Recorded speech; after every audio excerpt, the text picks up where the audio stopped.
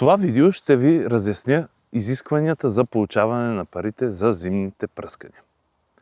Видеото идва до вас благодарение на Флора 62 ООД, град Пловдив.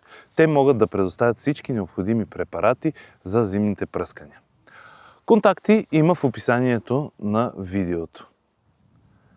Националната програма за зимни пръскания е механизъм за държавна помощ, който е насочен към ограничаване на зимуващия запас от вредители и болести по овощните култури. Също така малини, ягоди и маслодайна роза.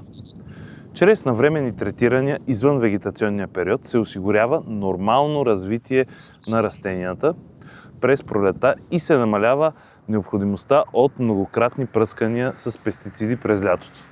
За максимална защита в трайните насаждения технологията предвижда два отделни периода на третиране, всеки със специфична цел. Първият период е есенно-зимното пръскане, което е след листопада. Вторият период е предпролетното пръскане или преди разпукване на пъпките. Това е най-важното пръскане, което се прави в края на зимата, обикновено февруари или март, преди да е започнало сокодвижението и набъбването на пъпките.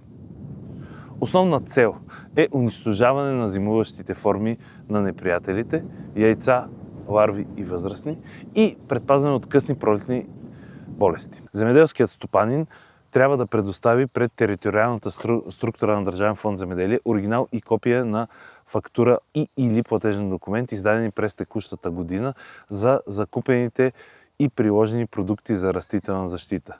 От тази година се финансират и продукти за растителна защита срещу черна златка. Повече информация може да намерите в nivabg.com. Към статията сме дали линк отново в описанието. Там ще намерите и линк с контактите на Флора 62 ООД, които ще ви помогнат за продуктите за растителна защита.